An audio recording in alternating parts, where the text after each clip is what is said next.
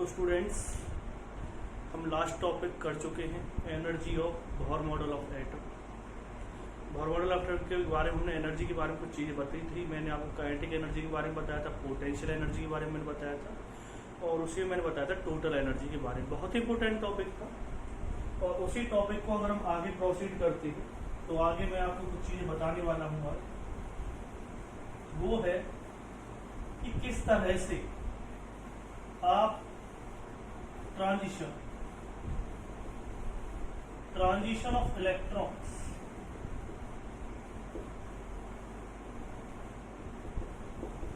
इन hydrogen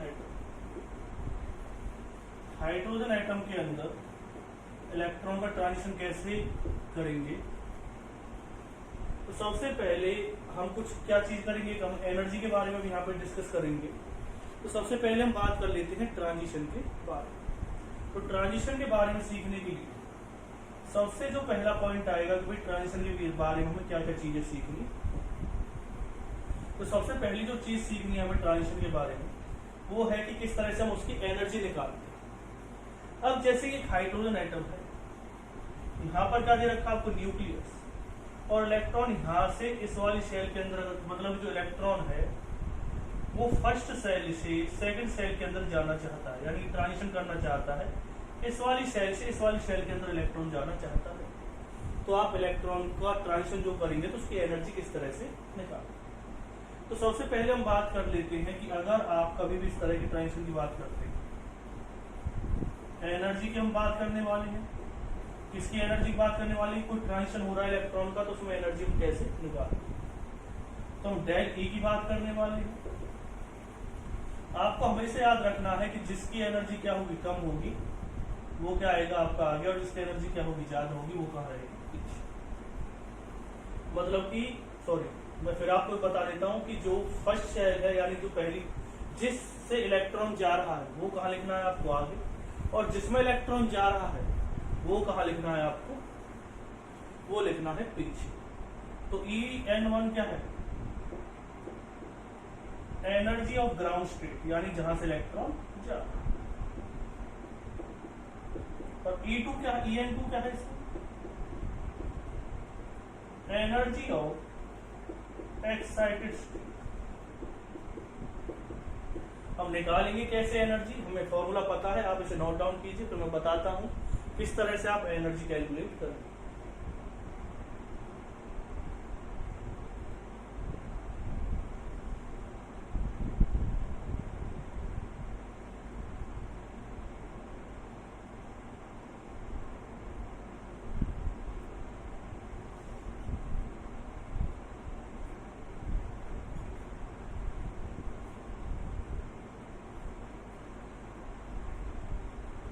तो देखिए हम एनर्जी कैसे कैलकुलेट करेंगे।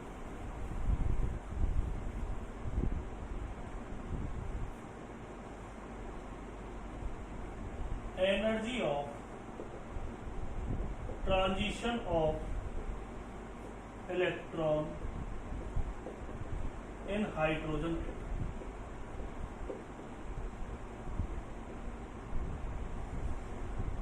तो कैसे आप निकालेंगे, अन्य सभी चीजों के बारे में डिस्कस करेंगे। तो आप अगर En1 की मैं बात करता हूँ, En1 कैसे निकालेंगे, मैंने आपको एक फॉर्मूला लिखवाया था, इलेक्ट्रॉन वोल्ट पर एटम हम एनर्जी निकालने वाले हैं। मैं से 13.6 यहाँ पे क्या लिखवाया था, जेड स्क्वायर अपॉन में 10 स्क्वायर। यहाँ पे Z1 आ जाएगा, यहाँ पे क्या आ जाएगा, N1 का स्क्वायर आ जाएगा।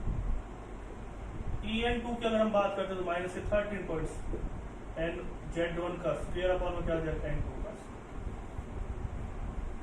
तो ये वैल्यू आपके सामने आ चुकी है। अब किस तरह से आप क्वेश्चन को सॉल्व करेंगे वो देखिए।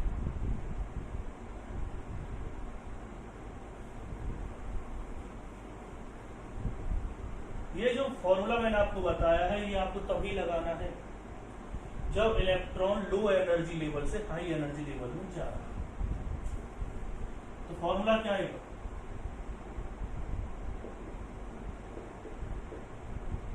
ये किसकी वैल्यू आ गई, डेल की।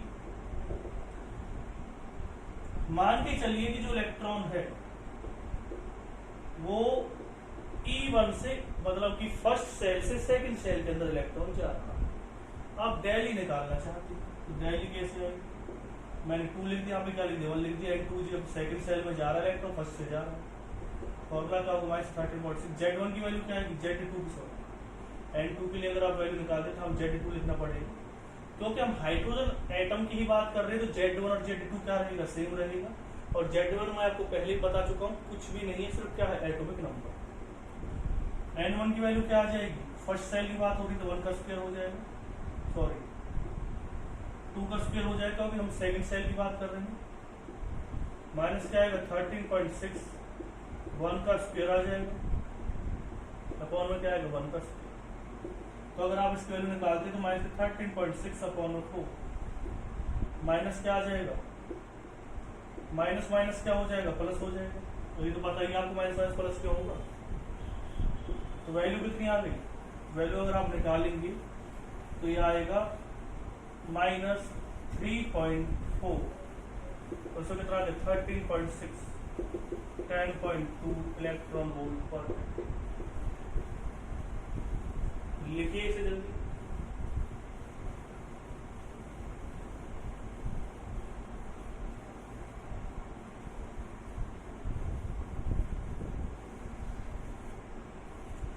अब देखिए ऐसे ही हम बहुत सारी एनर्जी निकालने वाले हैं। अब हम देखेंगे कि भाई जो इलेक्ट्रॉन है अगर वो सेकंड से थर्ड सेल के अंदर जाता है तो एनर्जी क्या आएगी, अगर इलेक्ट्रॉन थर्ड से फोर्थ में जाता है तो एनर्जी क्या आएगी। इससे हम एक रिलेशन निकालना चाहते हैं कि अगर n की वैल्यू इंक्रीज होती है तो एनर्जी पे क्या फर्क पड़ता है, और इससे हम एक वैल्यू निकालना चाहते हैं कि अगर हम n की वैल्यू इंक्रीज करते हैं तो डेल E के ऊपर क्या फर्क पड़ता है।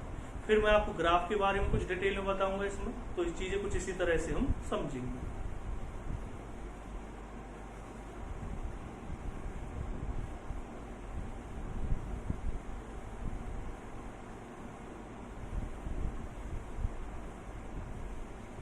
अगर देखिए कोई इलेक्ट्रॉन, या आपने नोट डाउन कर ही लिया होगा, तो मैं एक साथ ही दोनों चीजें करवा देता हूँ आपको। तो याद रखना कितनी आई है, जब इलेक्ट्रॉन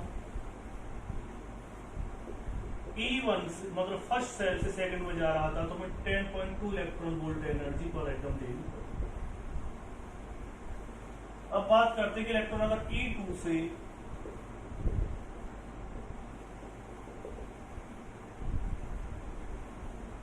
अगर जो इलेक्ट्रॉन आपको दे रखा है वो कहां से कहां जा रहा है? सेकंड से थर्ड में जा रहा है, तब कैसे निकालेंगे आप? -13.6, 1 का स्क्वायर आ जाएगा, फॉर्मूला आपको बताइए, अपॉन में क्या आ जाएगा? 3 का स्क्वायर। पॉजिटिव में क्या लिखोगे? 13.6 इंटू क्या आ जाएगा? 1 का स्क्वायर अपॉन 2 का स्क्वायर। तो कितनी वैल्यू आएगी? 13.6 अपॉन में क्या लिख दोगे आप? 9। यहाँ पे कितना आ जाएगा? 13.6 अपॉन 2। तो अगर आप इसकी वैल्यू निकालेंगे कितनी आ जाएगी? 1.51। इसकी वैल्यू कितनी आएगी? 3.4।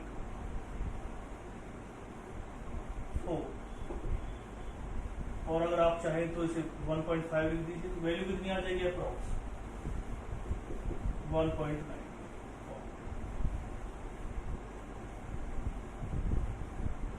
तो 1.9 इलेक्ट्रॉन वोल्ट पर एटम में वैल्यू आती है, इतनी एनर्जी हमें देनी पड़ेगी जब ट्रांजिशन कहाँ हो रहा है? सेकंड से थर्ड में। यहाँ पे किससे बात हो रही थी?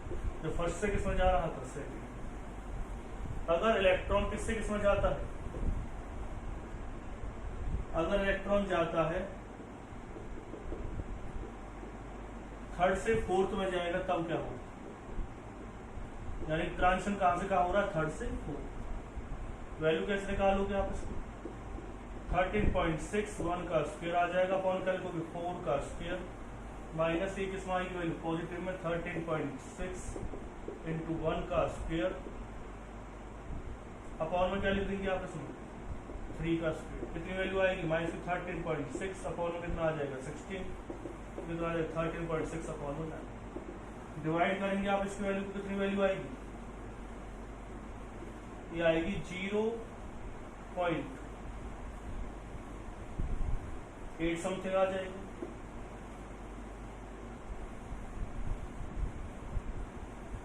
और इसकी वैल्यू 8.5 आएगी, और इसकी वैल्यू अगर हम निकालेंगे कितनी आ रही थी? 1.50 लिखे, तो दोनों को माइनस करोगे तो कितनी वैल्यू आ जाएगी हमारे पास, पॉजिटिव 0.65। तो एक चीज आप नोट कर रहे हैं यहाँ पे कि जैसे जैसे पहले तो हम बात कर लेते हैं एनर्जी का रिलेशन। एनर्जी का फॉर्मूला होता है 13.6 Z²/n²। तो पहले आते हैं हम इस पॉइंट पर। तो इस पॉइंट की अगर हम बात करेंगे तो एनर्जी इनवर्सली प्रोपोर्शनल किसके होती है, n की। यानी एनर्जी इंक्रीज होगी तो n क्या होना चाहिए, n होना चाहिए कुल मिलाकर के। मतलब अगर n बढ़ेगा तो एनर्जी क्या होगी, डिक्रीज। लेकिन यहाँ पर एनर्जी किस में दे रखी है, नेगेटिव। जो एनर्जी आपको दी हुई है वो नेगेटिव में दे रखी है। तो सीधा सा मतलब ये है कि अगर एनर्जी बढ़ेगी तो n की वैल्यू बढ़ेगी तो एनर्जी भी क्या हो जाएगी, बढ़ेगी। क्यों, बेशक से रेसिप्रोकल में दे रखा है आपको, लेकिन साइन कैसा है, नेगेटिव है। तो आपको याद रखना कि एनर्जी इंक्रीज होगी, मतलब n की वैल्यू इंक्रीज होगी तो एनर्जी भी क्या होगी, इंक्रीज होगी। यानी कि अगर नंबर ऑफ सेल्स इंक्रीज होती है, यानी फर्स्ट सेल की एनर्जी कम होती है, सेकंड की क्या होती है, ज्यादा होती है, थर्ड की और भी ज्यादा होती है, और फोर्थ की एनर्जी और भी ज्यादा होती है। तो ये पॉइंट आपको याद रखना है कि जैसे जैसे एनर्जी क्या होगी, इंक्रीज होगी, वैसे जैसे एन की वैल्यू इंक्रीज होगी सेल की एनर्जी भी क्या हो जाएगी, इंक्रीज। यानी फर्स्ट सेल की एनर्जी कम होती है, सेकंड की और भी क्या होती है, ज्यादा होती है, थर्ड की एनर्जी क्या होती है, और भी ज्यादा, फोर्थ की एनर्जी क्या होती है, और भी ज्यादा। और अगर हम बात करते हैं, अगर n की वैल्यू बढ़ रही है, अभी n की वैल्यू का किस तरह से मैं जिक्र करने वाला हूँ, तो डेल ई की वैल्यू क्या होगी, डिक्रीज होगी। अभी डेल ई की वैल्यू कैसे डिक्रीज हो रही, देखो जब इलेक्ट्रॉन फर्स्ट से सेकंड में जा रहा था तो एनर्जी कितनी जरूरत पड़ रही थी, 10.2 इलेक्ट्रॉन वोल्ट पर एटम। आपने क्या किया, इस बार इलेक्ट्रॉन n की वैल्यू मतलब क्या है, जब आपने इलेक्ट्रॉन सेकंड से थर्ड में भेजा तो फर्स्ट से सेकंड जा रहा था, फर्स्ट से सेकंड में से किसमें जा रहा है, सेकंड से थर्ड में, यानी कि n तो बढ़ा ना, सेकंड से थर्ड में जा रहा है। तो इसका मतलब क्या हुआ है, आपकी जो एनर्जी वैल्यू, मतलब जो एनर्जी वैल्यू आई एटम की वो कितनी आई, 1.9 इलेक्ट्रॉन वोल्ट की हमें जरूरत पड़ी। और अगर आप इलेक्ट्रॉन थर्ड से फोर्थ भेज रहे हो तो सिर्फ 0.65 इलेक्ट्रॉन की हमें जरूरत पड़ी। यानी जैसे जैसे n की वैल्यू इंक्रीज होती जा रही है वैसे वैसे डेल ई की वैल्यू क्या होती जा रही है, डिक्रीज होती जा रही है। जहां तक मैं इन सभी पॉइंट्स को अगर मैं एक साथ क्या करता हूँ, कंबाइन करता हूँ, तो आपको पॉइंट समझ में आ गया होगा कि किस तरह से जब एनर्जी हम इंक्रीज करते हैं, सॉरी नंबर ऑफ सेल की वैल्यू इंक्रीज करते हैं तो एनर्जी इंक्रीज होती है, लेकिन डेल ई की वैल्यू क्या होती है, डिक्रीज होती है। जो मैं आपको समझाने में शायद कोशिश कर रहा था वो आपको समझ में आ गया होगा किस तरह से इंक्रीज या डिक्रीज हो रही है। अब हम आगे जो बात करने वाले हो ग्राफ की बात करने वाले हैं। तो बहुत सारे ग्राफ भी हमें आज देखने हैं, तो उनके ग्राफ के बारे में मैं आपको बता दूंगा। तो ग्राफ के लिए आपको थोड़ा सा पैराबोला की इक्वेशन के बारे में पता होना चाहिए, स्ट्रेट लाइन की इक्वेशन में आपको ऑलरेडी बता चुका हूं।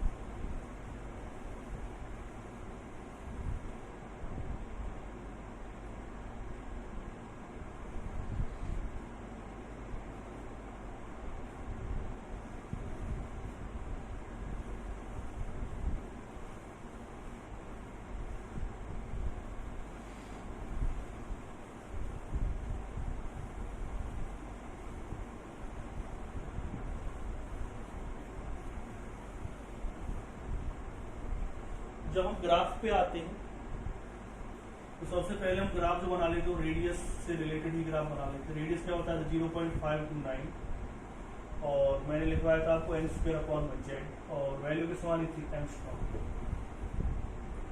तो ग्राफ इस तरह से बनानी है, जैसे कि ग्राफ आपको बनाना है किसमें, रेडियस और n² के बीच। तो रेडियस और n² के बीच जो हम ग्राफ बनाते हैं तो हम इक्वेशन को एक बार देख लेते हैं किस तरह की इक्वेशन को फॉलो करता है। पहले मैंने आपको बता रखा कि स्ट्रेट लाइन की इक्वेशन y = mx + c। आप जानते हैं m इसमें स्लोप है, c क्या है इंटरसेप्टर, y क्या है y एक्सिस और x क्या है x एक्सिस। तो अगर आप इस इक्वेशन को ध्यान से देखें तो स्ट्रेट लाइन की इक्वेशन को फॉलो कर रही है। इसका जो इंटरसेप्ट है वो कितना आएगा, 0 आएगा और स्लोप कितना आ जाएगा, 0.592 अपॉन में क्या आ जाएगा, z। मैंने एक चीज आपको बताई थी कि अगर जो ग्राफ है उसमें क्या दे रखा हो, पॉजिटिव में स्लोप दे रखा हो और इंटरसेप्ट क्या दे रखा हो, 0, तो ग्राफ अगर इंटरसेप्ट 0 है तो ग्राफ हमेशा ओरिजिन से जाएगा और वो अवे फ्रॉम यू जाएगा, यानी कि आपसे दूर की तरफ भागेगा, इस तरफ जाएगा। ठीक, अगर ग्राफ नेगेटिव होता तो वो आपके टूवर्ड्स आता, मतलब कि आपकी तरफ आता ग्राफ। तो ग्राफ इस तरह से बन गया है, स्ट्रेट लाइन की इक्वेशन को फॉलो कर रहा था। रेडियस कौन से एक्सिस पर आ गई है, वाई एक्सिस पर आ गई है। एंड स्क्वायर कौन से एक्सिस पर आ गया है, एक्स एक्सिस पर आ गया है। और स्लोप और इंटरसेप्ट मैंने आपको इसकी बता दी। तो ग्राफ इस तरह से इसका बनेगा। नेक्स्ट वन की अगर हम बात करते हैं,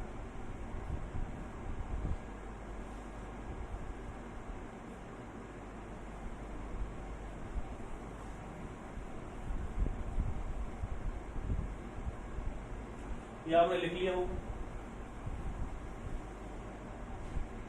अगर आप ग्राफ बनाते हैं आर वर्सेस एन, तो याद रखना है जो इक्वेशन फॉलो कर रहा है वो फॉलो कर रहा है वाई एक्स स्क्वायर वाली इक्वेशन फॉलो कर रहा है। ये पैराबोला की इक्वेशन होती है। तो पैराबोला में जो ग्राफ बनेगा आपका इस तरह से बनेगा। यहाँ पे क्या आ जाएगा, आर आ जाएगा, यहाँ पर क्या आ जाएगा, ठीक है। इस तरह से आप ग्राफ बना सकते। अब जो हम नेक्स्ट की बात करते हैं, आर वर्सेस 1/z हम ग्राफ बनाने वाले हैं। तो फिर से हमें देखना है स्ट्रेट लाइन की इक्वेशन। तो y इक्वल टू क्या आएगी, mx प्लस में c। आर वाई एक्सिस के बराबर आ गया, x कौन से एक्सिस पर आ गया, x आ गया है हमारा 1/z, हमने x मान लिया है। x किसके बराबर आ गया, 1/z। और y एक्सिस पर कौन आ गया, r आ गया। स्लोप की अगर हम बात करेंगे तो 0.529 अपॉन में क्या आ जाएगा, n स्क्वायर। और अगर हम बात करते हैं इंटरसेप्ट की, तो इंटरसेप्ट क्या आएगा, 0। यानी कि ग्राफ फिर से स्ट्रेट लाइन की इक्वेशन को फॉलो कर रहा है। जब आर वर्सेस क्या बना रहे हैं, 1/z बना रहे हैं। तो इसका मतलब क्या हुआ कि जो ग्राफ आएगा वो किसमें आएगा, स्ट्रेट लाइन में आएगा। जैसा मैंने अभी थोड़ी देर पहले ग्राफ बताया था, इस तरह का एक ग्राफ इसमें बनने वाला है। तो कैसा आएगा ग्राफ, इस तरह से आप ग्राफ बना सकते हैं। इसको यहाँ पर क्या आ जाएगा, आर आ जाएगा, यहाँ पे क्या आ जाएगा, 1/z। तीन ग्राफ मैंने आपको अभी तक बता दी है, जिसमें से दो स्ट्रेट लाइन की इक्वेशन को फॉलो कर रहे थे, एक पैराबोला की इक्वेशन को फॉलो कर रहा था। और जहां तक अगर हम नेक्स्ट की बात करेंगे वो कौन सी इक्वेशन को फॉलो करेगा, वो उस ग्राफ को देखने के बाद डिसाइड होगा।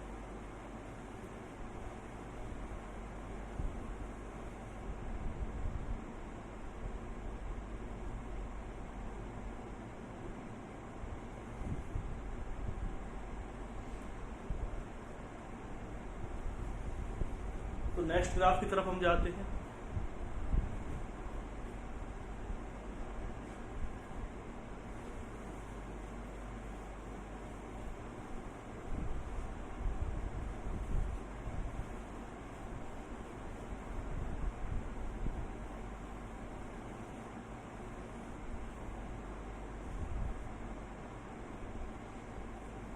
अगर हम इस नेक्स्ट इक्वेशन की तरफ बढ़ते हैं, तो फिर से आर वर्सेस आर वाला ही हमें लेना 0.529। एंड स्क्वायर अपॉन में क्या आ जाएगा, जेड आएगा। इस बार जो ग्राफ बना रहे हैं आर वर्सेस जेड बना रहे हैं। जैसा कि आप ग्राफ को देखेंगे, आर जेड के रेसिप्रोकल, यानी कि अगर आर इंक्रीज होगा तो जेड क्या होगा, डिक्रीज होगा। तो जब ऐसा ग्राफ आए तो हम इस तरह से डिक्रीजिंग ग्राफ बनाते हैं। भाई आर जेड के क्या है, रेसिप्रोकल आपको दे रखा है, यानी कि जब आर इंक्रीज होगा तो जेड क्या हो जाएगा, डिक्रीज हो जाएगा। तो उस तरह का अगर हम ग्राफ बनाते हैं तो इस तरह का डिक्रीजिंग ग्राफ बनता है। तो ये आपको पता चल गया हो किस तरह से हम ग्राफ बनाना है।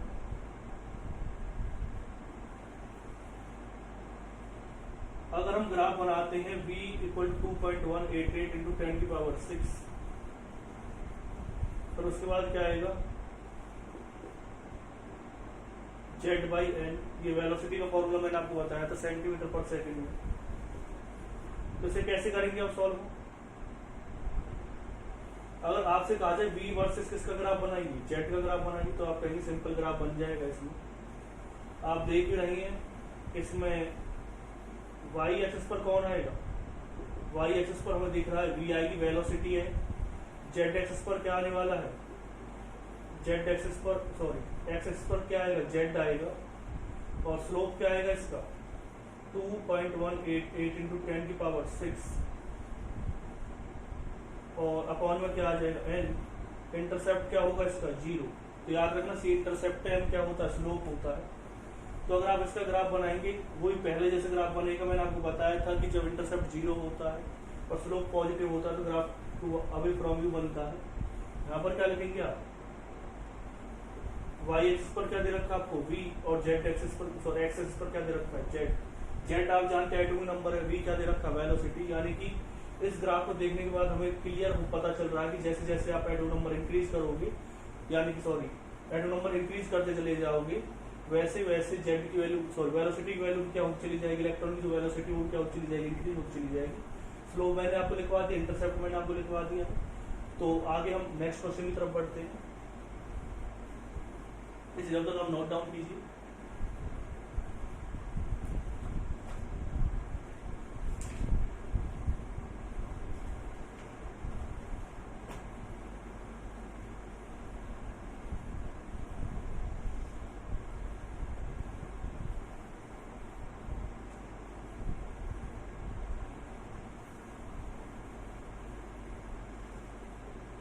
अगर हम इसी इक्वेशन को लेते हैं तो 2.188 into 10 power 6 z/n, तो आप देख रहे हैं किसके बीच ग्राफ बना रहे हैं, v वर्सेस हम किसके बीच ग्राफ बनाएंगे, n के बीच में ग्राफ बना रहे हैं इस बार, और v इनवर्सली प्रोपोर्शनल किसके आ रहा है, n की।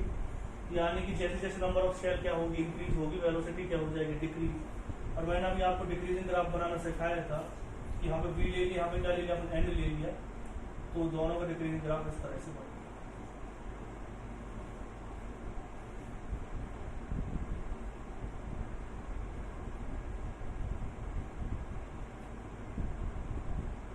तो ये कर दिया होगा आपने। एक और इम्पोर्टेंट जो ग्राफ है वो मैं आपको बताने वाला हूँ, पहले आप इसे नोट डाउन कीजिए।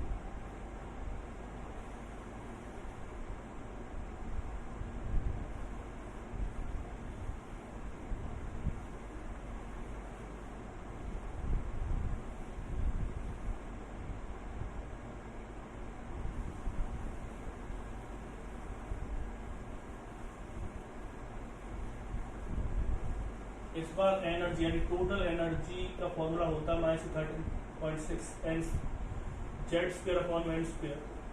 आप जो ग्राफ बना रहे हैं एनर्जी वर्सेस किसको बना रहे हैं, एन के बीच में ग्राफ बना रहे हैं। तो इतना तो आपको पता चली गया कि सर कहीं ना कहीं आपने कुछ हमें पैराबोला समथिंग बताया था, लेकिन पैराबोला इसमें रेसिप्रोकल में है,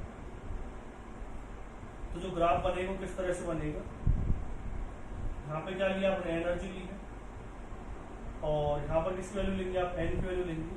तो जो ग्राफ बनेगा नेगेटिव, मतलब कि नेगेटिव की साइड क्यों बना रहा हूँ मैं ग्राफ, वाई जो एक्सिस वो नेगेटिव में क्यों लिया है, क्योंकि आप देख रहे हैं एनर्जी की वैल्यू किस में, नेगेटिव में है, तो ग्राफ जो बनेगा वो किस तरह से बनेगा, इस तरह से। तो इस ग्राफ को भी आपको याद रखना है, एक इम्पोर्टेंट ग्राफ है। अगर एनर्जी और किसके बीच में ग्राफ बनाते हैं, एन के बीच में ग्राफ बनाते हैं, तो कैसी इक्वेशन को फॉलो करेगा, पैराबोला की इक्वेशन को फॉलो करेगा, और जैसे मैंने ग्राफ बनाया इस तरह का एक ग्राफ उसमें बनेगा। तो चीज़ों को जितना ज़्यादा आप समझेंगे उतना ही अच्छा है, क्योंकि ये थोड़ी डिटेल में मैं आपको बता रहा हूँ। तो डिटेल में जानने के बाद इस तरह के क्वेश्चंस आपके नीट और मेंस और एडवांस में आते हैं, तो हमें इन चीज़ों पे फोकस करना, क्योंकि इस तरह के क्वेश्चंस आपको एनसीईआरटी में नहीं दिए हुए, लेकिन मेंस और एडवांस के लिए बहुत इंपॉर्टेंट क्वेश्चंस हैं। अगर इसमें पूछा जाए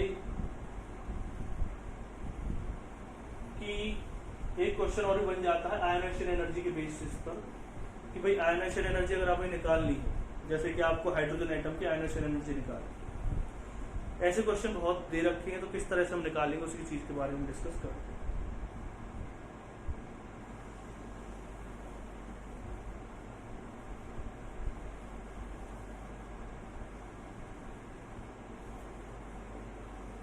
आयोनाइजेशन एनर्जी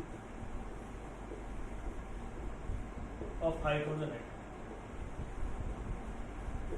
देखो आयनाइजेशन एनर्जी की अगर हम बात करेंगे, हाइड्रोजन एटम की आयनाइजेशन एनर्जी की बात कर रहे हैं, थोड़ा डिटेल में चले जाते हैं। आप जानते हैं जो हाइड्रोजन एटम है उसकी फर्स्ट शेल के अंदर ही इलेक्ट्रॉन प्रेजेंट होता है, किसी और शेल के अंदर इलेक्ट्रॉन प्रेजेंट नहीं होता। जब किसी शेल अदर शेल के अंदर इलेक्ट्रॉन प्रेजेंट नहीं है तो क्या इफेक्ट पड़ने वाला है, इन चीजों को मैं बताने वाला हूँ। आयनाइजेशन एनर्जी मतलब क्या होता है कि इलेक्ट्रॉन आपको बिल्कुल बाहर निकाल देना है, किससे, एटम के अंदर से, यानी कि इलेक्ट्रॉन अब इन्फिनिटी पे चला जाएगा। जब इन्फिनिटी में जाएगा तो सीधी सी बात है, मैंने अभी आपको बताया था एनर्जी निकालने का फॉर्मूला क्या होता है, इलेक्ट्रॉन जा रहा है इन्फिनिटी पर, कहाँ से, कौन सेल के अंदर से, फर्स्ट सेल के अंदर से, यानी ट्रांजिशन कहाँ से हो रहा है, फर्स्ट सेल से इन्फिनिटी की तरफ। फॉर्मूला मैं आपको बता चुका था। अगर हम इसमें हाइड्रोजन एटम, देखो मैं तो हर एक एटम की बात करूंगा, ये नहीं जरूरी है कि हाइड्रोजन एटम की, तो आप किसी भी एटम का निकालना चाहें तो फॉर्मूला यही यूज कर सकते हैं, डेल ई आ जाएगा। तो यहाँ पे फॉर्मूला क्या आएगा, अगर आप इलेक्ट्रॉन वोल्ट में निकालना चाहते हैं, देखो आप किसी भी तरह से निकाल सकते हैं। अगर आप इलेक्ट्रॉन वोल्ट में निकालना चाहते हैं तो आप चाहे तो इलेक्ट्रॉन वोल्ट में निकाल दीजिए। जूल पर एटम में निकालना चाहते हैं तो उसके लिए मैंने आपको फॉर्मूला बताया था जूल पर एटम के लिए भी। तो पहले मैं बात करता हूँ जैसे इलेक्ट्रॉन वोल्ट में आपको निकालनी पड़े तो क्या होगा, 13.6 यहाँ पे क्या आ जाएगा, एन स्क्वायर अपॉन में क्या आ जाएगा, सॉरी जेड स्क्वायर अपॉन में क्या आ जाएगा, एन स्क्वायर। 13.6 इंटू क्या आ जाएगा, जेड स्क्वायर अपॉन में एन स्क्वायर, ये n1 हो जाएगा, सॉरी ये इन्फिनिटी हो जाएगा, ये भी क्या हो जाएगा, इन्फिनिटी हो जाएगा। यहाँ पे 1 लिख दोगे, यहाँ पे क्या लिख दोगे आप,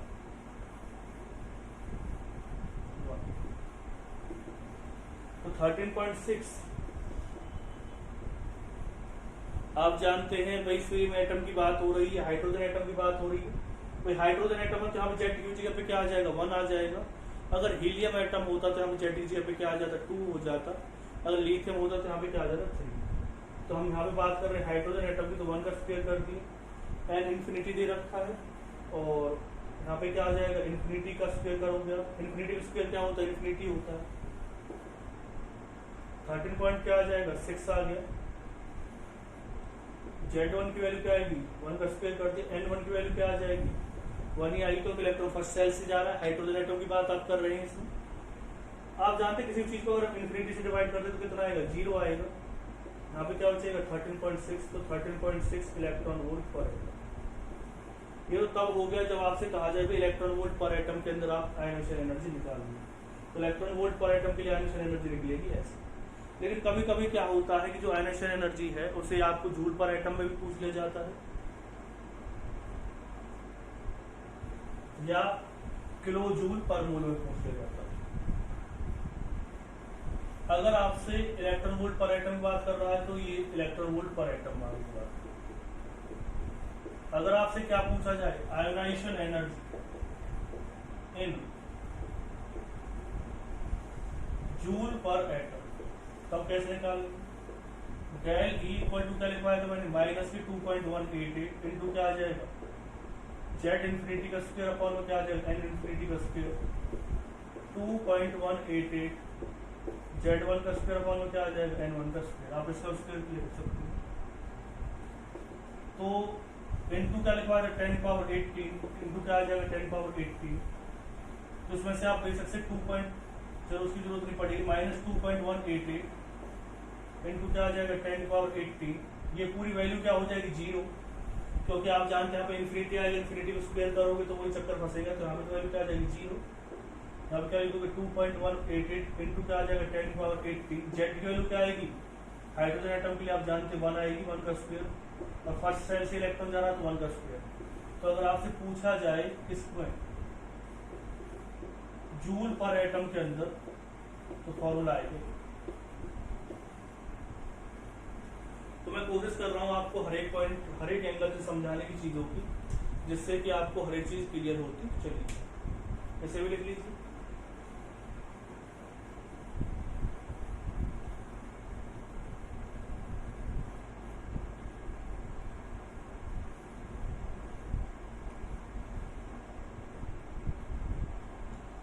देखिए नेक्स्ट पॉइंट की अगर हम बात करते हैं तो नेक्स्ट पॉइंट में क्या समझना है वो समझो।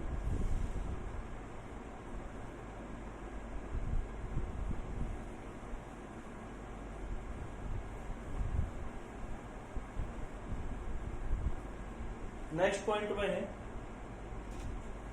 Ionisation energy,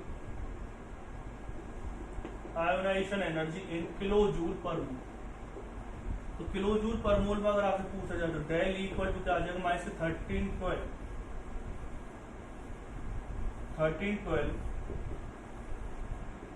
into Z infinity का स्क्वायर अपॉन N2 इन्फिनिटी का स्क्वायर, फिर क्या आएगा पॉजिटिव 1312 जेड इन्फिनिटी, सो Z1 का स्क्वायर अपॉन में क्या आ जाएगा, N1 का। तो डेल ई ये कितना हो जाएगा, माइनस के 1312 जो आयनाइजेशन एनर्जी वाले क्वेश्चन है वो एनसीईआरटी में दिए हुए हैं, तो मैं कोशिश कर रहा हूँ कि आपको आयनाइजेशन एनर्जी वाला फॉर्मूला भी साथ ही साथ करवाने। 13 12 आप जानते जो आगे वाली टर्म वो जीरो हो ही जानी है। 13 12 Z1 का स्क्वायर 1 का स्क्वायर आ जाएगा, N1 का स्क्वायर आ जाएगा, तो वैल्यू कितनी आ जाएगी 13 12 किलो जूल पर।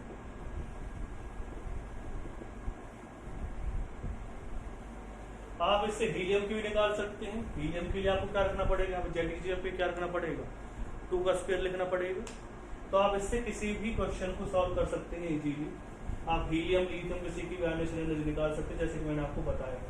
मैंने आपको तीनों तरीके से बता दिया। किलो जूल पर मोल निकालना चाहते तो ये फॉर्मूला लगेगा, जूल पर एटम में निकालना चाहते तो ये फॉर्मूला लगेगा, और इलेक्ट्रॉन वोल्ट पर एटम के लिए मैं आपको ऑलरेडी पहले वाले फॉर्मूले कुछ बता चुका हूँ, तो उन चीजों को भी आप समझ रहे हैं।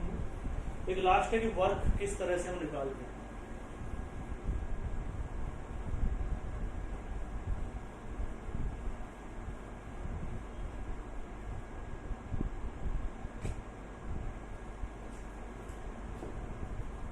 मान के चलिए इस एटम की रेडियस है ये r,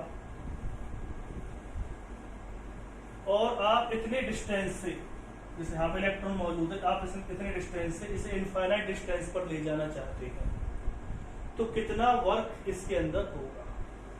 तो कितना वर्क हुआ कि आपने किसी भी इलेक्ट्रॉन को जो r डिस्टेंस पे था न्यूक्लियस से, आपने उसे इनफाइनाइट डिस्टेंस के अंदर पहुंचा दिया, तो उसमें कितनी एनर्जी की रिक्वायरमेंट आपको होगी, यानी कि आपने कहा पहुंचा दिया इनफाइनाइट डिस्टेंस में इलेक्ट्रॉन चला दिया, तो कितने वर्क इसके अंदर होगा। जब हम इस टाइप के क्वेश्चंस करते हैं तो जो वर्क है, जब हम वर्क की बात करते हैं तो वर्क होता है चेंज इन पोटेंशियल एनर्जी। तो वर्क की अगर हम बात कर रहे हैं किसमें है, वर्क किस बराबर है, चेंज इन पोटेंशियल एनर्जी के बराबर है। तो पोटेंशियल एनर्जी मैंने अभी फॉर्मूला बताया था आपको किस तरह से करना है, इनफाइनाइट माइनस क्या आ जाएगा, पोटेंशियल एनर्जी ऑफ आर। जब आर डिस्टेंस पे है इलेक्ट्रॉन तब, और जब इनफाइनाइट डिस्टेंस पे है इलेक्ट्रॉन तब पोटेंशियल एनर्जी का जो डिफरेंस आएगा उसे क्या कहेंगे, आप वर्क कहेंगे। अब एक चीज आपको याद रखनी है हमेशा कि जो पोटेंशियल एनर्जी है, अगर इलेक्ट्रॉन और पोटेंशियल एनर्जी, सॉरी एटम का कोई इंटरेक्शन ही नहीं हो रहा है, यानी कि इनफाइनाइट लेवल पे इलेक्ट्रॉन और इसका कोई इंटरेक्शन नहीं, कोई संबंध नहीं रहा किसका, एटम का, तो उस टाइम पर जो पोटेंशियल एनर्जी वो क्या हो जाती है, जीरो हो जाती है। बाकी मैं पोटेंशियल एनर्जी निकालने का फॉर्मूला आपको बता ही चुका हूँ, जेड ई अपॉन क्या होता है आर स्क्वायर, उस फॉर्मूले का आप यूज कर सकते हैं। तो क्या आ जाएगा, नेगेटिव नेगेटिव क्या हो जाएगा positive, Z E square upon में क्या आ जाएगा are.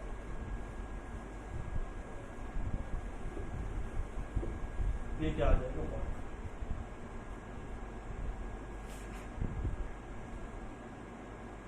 Z E square formula आ रहा है। ये पोटेंशियल एनर्जी का ऑलरेडी मैं आपको फॉर्मूला बता चुका हूँ। तो इस तरह से आप वर्क निकाल सकते हैं। जब रेडियस क्या रहेगी, आर है, आर रेडियस मतलब किसी भी डिस्टेंस पर न्यूक्लियस से इतनी डिस्टेंस पर इलेक्ट्रॉन प्रेजेंट है, तो कितना वर्क उसके अंदर हुआ, तो आप इस फॉर्मूले का यूज करके इजीली निकाल सकते हैं।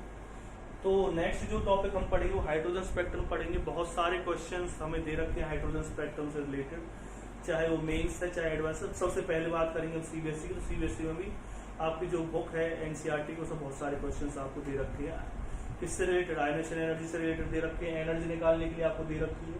तो एनर्जी के मैं फॉर्मूला आपको बता चुका हूँ कि अगर आप इलेक्ट्रॉन वोल्ट में निकालना चाहते हैं तो कौन सा फॉर्मूला लगाएंगे एनर्जी डिफरेंस के लिए, अगर किलो जूल पर मोल निकालना चाहते हैं तब कौन सा लगाएंगे, और अगर आप किससे निकालना चाहते हैं, इलेक्ट्रॉन पर एटम में निकालना चाहते हैं, सॉरी इलेक्ट्रॉन वोल्ट पर एटम में, तब कौन सा फॉर्मूला आप निकालेंगे, जूल पर एटम में निकालना चाहते हैं तब कौन सा फॉर्मूला लगाएंगे। दूसरी बात क्या है, आयनाइजेशन एनर्जी की फॉर्मूला बताते हैं। जो हाइड्रोजन स्पेक्ट्रम जो हम नेक्स्ट टॉपिक पढ़ने वाले, बहुत ही इंपॉर्टेंट टॉपिक है दोस्तों, और उसे आप अगर अच्छी तरह से पढ़ लेते, बहुत सारे क्वेश्चन उससे आते ही आते हैं हाइड्रोजन स्पेक्ट्रम से, तो उसे पढ़ना बहुत जरूरी है। उसमें बहुत सारे फॉर्मूले तो आपने इससे पढ़ लिए, फॉर्मूलों को आप एक साथ लिखते जाए पेज पे, और नेक्स्ट फॉर्मूला आपके लिए तैयार रहेगा कल वाले वीडियो के अंदर, वो बहुत इंपॉर्टेंट है।